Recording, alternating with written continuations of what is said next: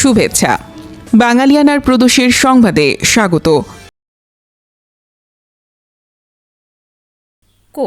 কোল বাংলাদেশে অন্যতম ব্যবহৃত একটি ভাষা। বিশ্বজুড়ে ও বাংলাদেশে প্রায় ১,৬৬০ জন মানুষের মাতৃভাষা কোল। বাংলাদেশের চাঁপাইনবাবগঞ্জ জেলার বাবুডাইং গ্রামে এই ভাষা প্রচলিত। কোল জনগোষ্ঠীর সদস্যরা এ ভাষায় কথা বলেন। ভাষাটির লিখিত রূপ নেই। বাংলাদেশের ভাষাতাত্ত্বিক বৈচিত্র্যের অন্যতম সম্পদ এই ভাষাটি।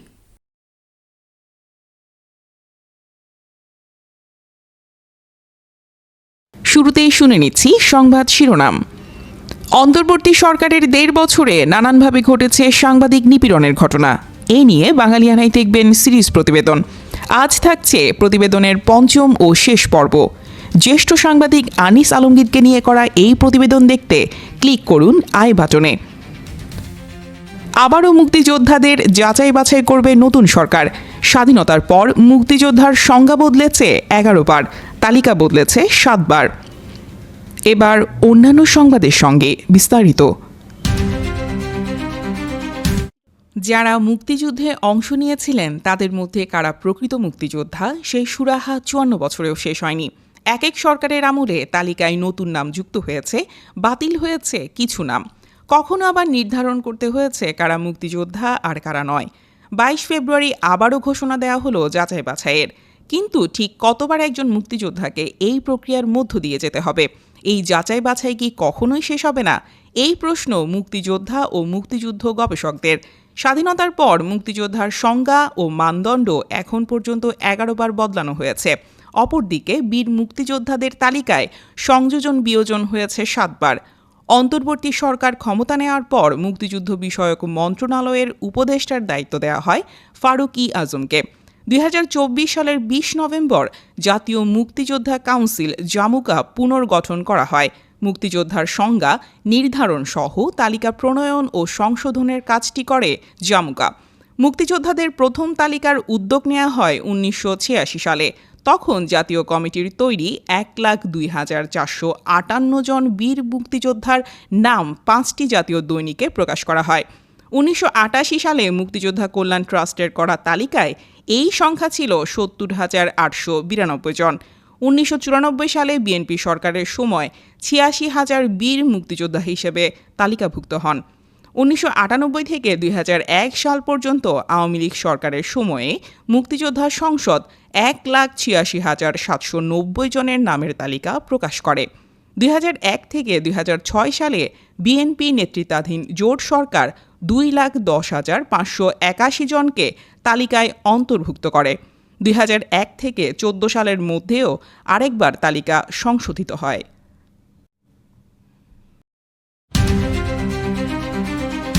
মানুষের মধ্যে নতুন করে ছড়িয়ে পড়া প্রায় ৭৫% সংক্রামক রোগী জুনোটিক, অর্থাৎ প্রাকৃতিকভাবে প্রাণী থেকে মানুষের শরীরে ছড়ায়। পাশাপাশি পরিবেশগত কারণও দায়ী। তাই স্বাস্থ্য জরুরি অবস্থা ও মহামারী মোকাবিলার জন্য ওয়ান হেলথ অ্যাপ্রোচ নিতে যাচ্ছে সরকার।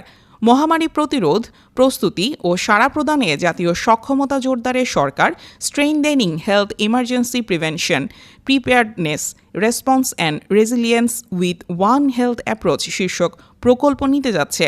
প্রকল্পটির ব্যয় প্রাক্কলন করা হয়েছে ২,৯৯৩ কোটি টাকা। এর মধ্যে ২,৭৪৫ কোটি টাকা ঋণ হিসেবে দেবে বিশ্বব্যাংক।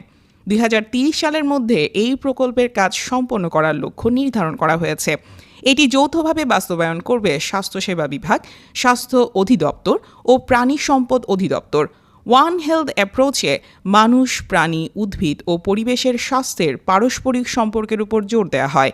স্বাস্থ্য জরুরি অবস্থা শনাক্তকরণ, প্রতিরোধ ও দ্রুত ব্যবস্থা নেওয়ার ক্ষেত্রে বাংলাদেশের সক্ষমতা বাড়ানোই এই প্রকল্পের লক্ষ্য।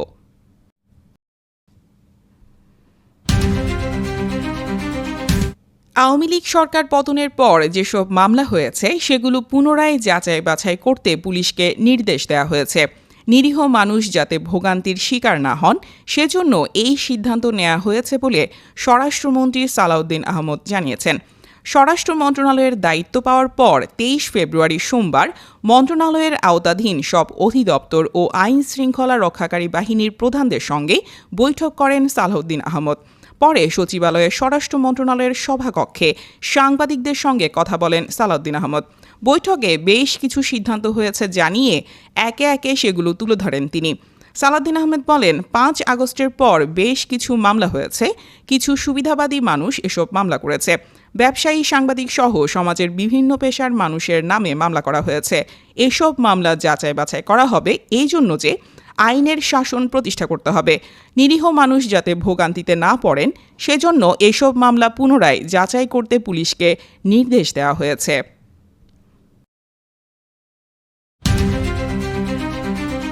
তারা লড়াই করেছিলেন মায়ের ভাষার জন্য। সেই ভাষার সংগ্রামীদের একজন ধীরেন্দ্রনাথ দত্ত। ভাষা সংগ্রামীদের নিয়ে বাঙালিয়ানার বিশেষ সিরিজ প্রতিবেদনে আজ দেখবেন ধীরেন্দ্রনাথ দত্তকে নিয়ে বিশেষ প্রতিবেদন। দেখতে ক্লিক করুন আই বাটনে।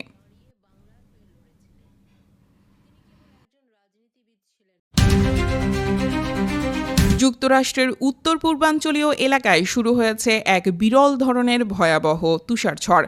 ফলে হাজার হাজার ঘরবাড়ি কার্যত বিদ্যুৎহীন হয়ে পড়েছে। নিউ ইয়র্ক শহরে জারি হয়েছে ভ্রমণ নিষেধাজ্ঞা। প্রায় 6 কোটি মানুষের জন্য আবহাওয়া সতর্কতা জারি করা হয়েছে। পুরো অঞ্চলটিতেই জারি করা হয়েছে ভ্রমণ নিষেধাজ্ঞা। বাতিল হয়েছে হাজার হাজার ফ্লাইট। আবহাওয়াবিদরা জানিয়েছেন, যুক্তরাষ্ট্রের উত্তর পূর্বাঞ্চল এবং কানাডার উপকূল এলাকায় স্থানীয় সময় রোববার রাত থেকে সোমবার সারাদিন সবচেয়ে ভয়াবহ ঝড়ের মুখোমুখি হতে হবে। এটি গত 1 দশকের মধ্যে এই অঞ্চলে আঘাত করা সবচেয়ে শক্তিশালী শীতকালীন ঝড়। এই ঝড়ের কারণে ভারী তুষারপাত, ঘন কুয়াশা এবং উপকূলীয় জলোচ্ছ্বাসের শঙ্কা রয়েছে। ইতোমধ্যে নিউ ইয়র্কের কিছু স্থানে 10 ইঞ্চির মতো তুষারপাত হয়েছে। ন্যাশনাল ওয়েদার সার্ভিসের কর্মকর্তারা জানিয়েছেন, ঝড়ের সর্বোচ্চ অবস্থায় কোথাও কোথাও 2 থেকে 3 ফুট ভারী তুষারপাত হতে পারে।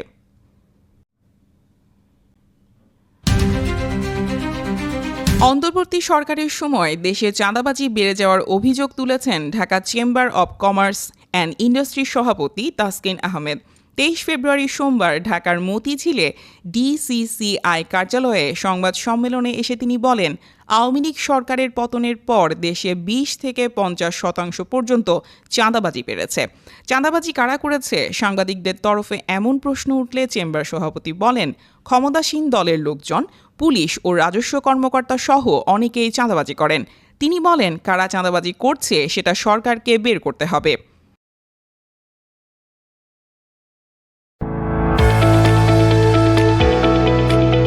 এবার শুনে নিচ্ছি বাঙালিয়ানা বাণিজ্য সংবাদ। ডলারের বাজার স্থিতিশীল রাখতে ব্যাংক থেকে নিলামে আরও 12 কোটি 30 লাখ ডলার কিনেছে বাংলাদেশ ব্যাংক। 22 ফেব্রুয়ারি রোববার 122 টাকা 30 পয়সা দরে 8টি ব্যাংক থেকে ডলার কেনে কেন্দ্রীয় ব্যাংক। বাংলাদেশ ব্যাংকের মুখপাত্র আরিফ হোসেন খান এই তথ্য দিয়ে বলেছেন, চলতি ফেব্রুয়ারি মাসে কেন্দ্রীয় ব্যাংক 144 কোটি 80 লাখ ডলার কিনেছে। এই নিয়ে চলতি অর্থবছরে এই পর্যন্ত মোট 538 কোটি 50 লাখ ডলার কেনার তথ্য দেন তিনি।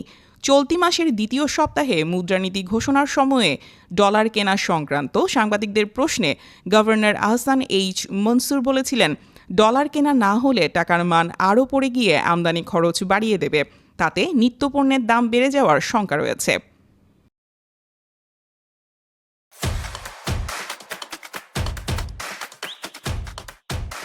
এবার শুনে নিচ্ছি বাঙালিয়ানা ক্রীড়া সংবাদ। বাংলাদেশ নারী দলের সাবেক অধিনায়ক জাহানারা আলমের করা যৌন হয়রানির অভিযোগের পরিপ্রেক্ষিতে দেশের ক্রিকেট কাঠামোয় নিষিদ্ধ করা হয়েছে মঞ্জুরুল ইসলামকে। 22 ফেব্রুয়ারি রোববার বাংলাদেশ ক্রিকেট বোর্ডের অনলাইন সভায় পরিচালকদের সর্বসম্মতিক্রমে তৎকালীন ম্যানেজার ও নির্বাচক মঞ্জুরুলের বিরুদ্ধে এই সিদ্ধান্ত নেওয়া হয়। জাহানারার অভিযোগ আমলে নিয়ে গঠিত স্বাধীন তদন্ত কমিটি চলতি মাসের শুরুতে তাদের প্রতিবেদন ও সুপারিশ বিসিবির কাছে জমা দিয়েছিল। নির্দিষ্ট 4টি অভিযোগের মধ্যে 2টির প্রাথমিক সত্যতা পাওয়ার কথা জানিয়েছেন কমিটি। আলোচনার পর সিদ্ধান্ত হয় ভবিষ্যতে বিসিবির যে কোনো ধরনের কার্যক্রম থেকে মঞ্জুরুলকে বিরত রাখা হবে, যদিও বর্তমানে বিসিবির কোনো দায়িত্বে নেই তিনি। বাঙালিয়ানা প্রদেশের সংবাদ শেষ হলো। ধন্যবাদ।